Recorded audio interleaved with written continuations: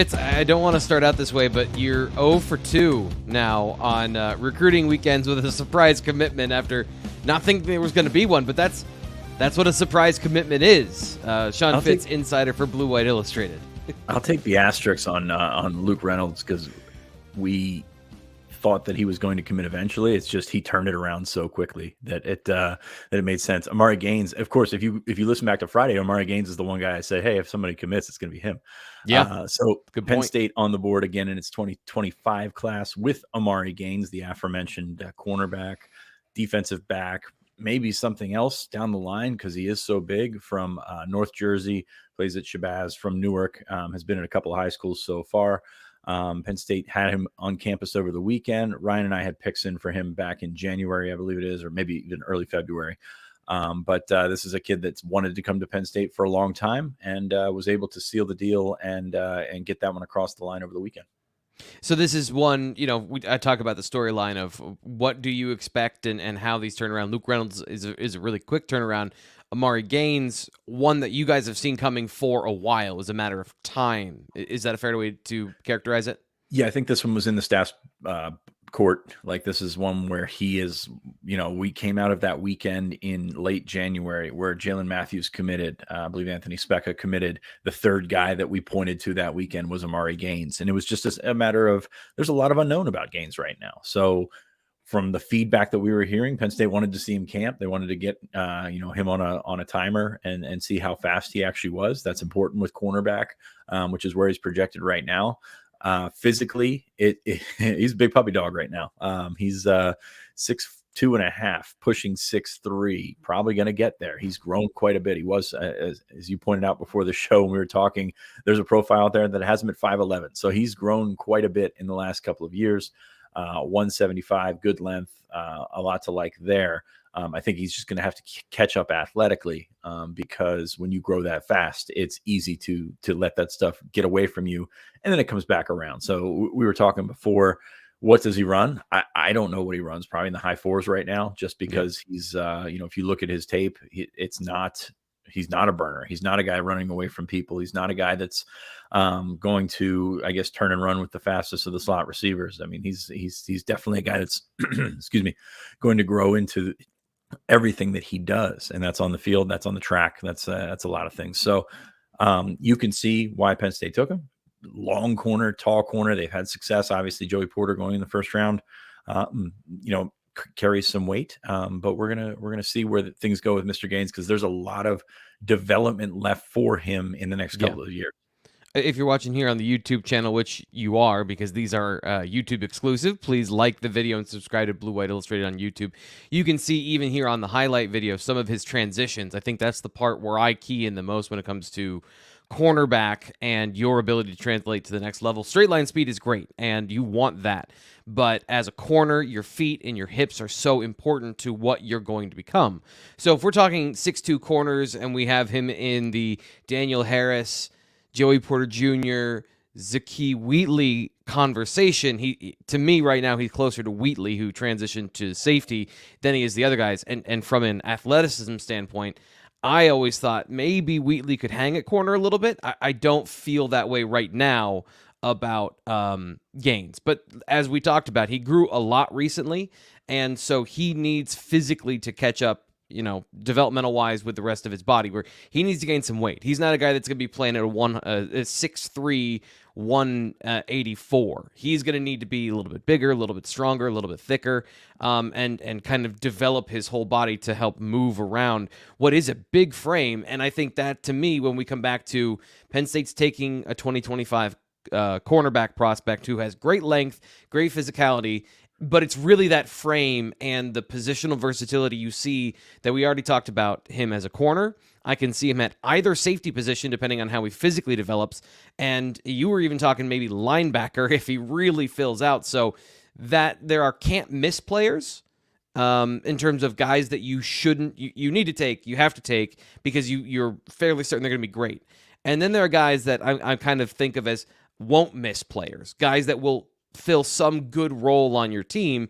And with a frame like that, it kind of feels like that's where Gaines can fit into the class right now while his body kind of declares what he's going to be. Would Yeah, you say that's a fair way to characterize that? yeah, they're still in the, the 2025s are still in the growth phase. Like Yeah. 2024s are hitting the end of that. So often we see a guy commit and we talk about, oh, he's 6'3", but he could be 6'4" by the time he enrolls. It doesn't happen. It's just kind of, they stop growing, usually around their junior year.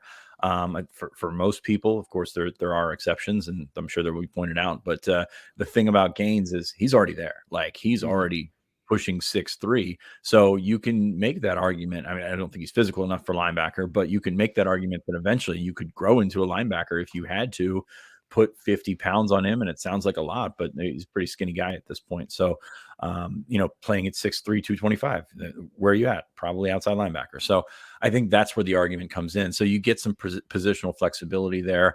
And yeah, I think you're 100% right. This is a complete projection by the Penn State staff. Like they don't think that he is close to what he's going to be eventually. And if he fills out and gets faster, he does all the things from a physical standpoint that they hope he can do. Maybe this can hit big, but that's a chance that they're taking, especially early in this cycle. And I think that's something to remember with Gaines. Like Jalen Matthews, you can pretty much see where he's going to be in a couple of Yeah. years. Yeah. Gaines, you can't. So looking at those early 2025 commits, that's kind of where you stand heading into the summer before the summer of their official visits. Yeah, the next question I have for you, and this is just a general observational thing. Given his profile, what we just talked about, can he get faster? Do you think he can get to that point where he can play corner if he wants to? And that a lot of this does have to start with the player for Penn State when they say, James Franklin talks about dictating the position that the player gets to decide. They'll give their input, but do you think that in this kind of what we've outlined, a guy who just grew needs to get a little bit more adept at handling his new frame? Can he get to that point of being a guy that is 6'3", great length and speed? Because if so, Penn State has a huge start to 2025, a massive commitment from both Matthews and Gaines, if that is the case. So can he get there with that? Massive in the sense that both of these guys are big for their positions, and that's very early in their careers. Yeah, I mean, I don't know his twitchiness. I mean, it's going to come down to his strength, his leg strength, and things like that, Mhm. where he can actually like legitimately get faster. But I will say this, Joey Porter was running 4.7, high 4.6s at this point, so like it can happen. Joey ended up in the 4.4s at Joey's at 4.4 when he got to Penn State. So you're on that growth, that growth incline, but at the same time, you're going to have to catch up from a speed part. And I think what I'm trying to say here as I stumble over myself is that you've got the potential to catch up faster when you grow so fast. Like you're going to be a baby giraffe walking around for a little while. I know I did it. I grew 6 inches in a year. I did it myself. But eventually you can come back around. You can capture your natural athleticism. You can catch up to where your body is. And then you can actually speed pretty fast forward in terms of catching up to where you need to be from the speed aspect. He's got to get faster. Like if he wants to play corner, this is not an opinion. If he wants to play corner, he's going to have to get faster. And we're going to see over the next year where that develops. He runs some 400s, he runs some 200s. What's he do in the short quickness, the short area quickness, and the sprints and things like that? Those are the big questions. And until we see him run a 40 at camp, until we see him, progress in track and things like that, I think it's fair to be skeptical on that. One last note on Gaines. Some of the things I've noticed diving into some of his film today. He transferred from St. Peter's Prep to Malcolm Shabazz, as you talked about. One of the things I found interesting was he was a rotational player last season, so I understand why he would want to transfer. If he has 14 Power 5 offers, he's not getting a lot of film right now where he's playing, and especially at the beginning of games. So I think this next year is going to be really important for a lot of reasons. Most likely he'll be a starter if he's transferring, and he'll have all this development we're talking about. So Omari Gaines, very far from done on his profile and his kind of recruiting story. So as that develops, we will keep track of that here at BlueWhiteIllustrated.com. A great time to mention that if you want the inside information, you want all that stuff as it develops, BlueWhiteIllustrated.com, $29.99 now until the end, the start of the football season, the end of summer, start of football. You get instant access for that price and that information. Don't let a good deal pass you by. Even though I didn't want to buy it, there was a good deal on a phone, so I bought a new phone. And I know that I'm getting a good deal. Same thing for you.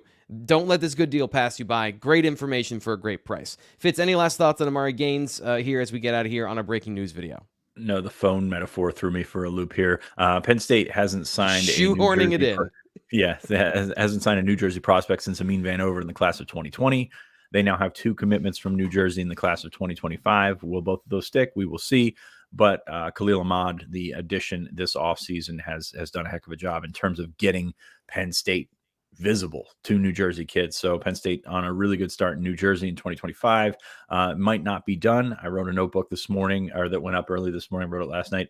That went up early this morning on Blue White Illustrated. Check it out. There's a lot in there, including some more pointers. So no, that's pretty much it. That's my pitch. And Penn State's got number 2 for 2025.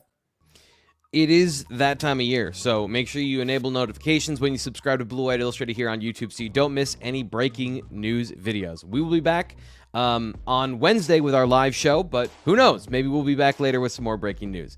That's why you got to hit notifications.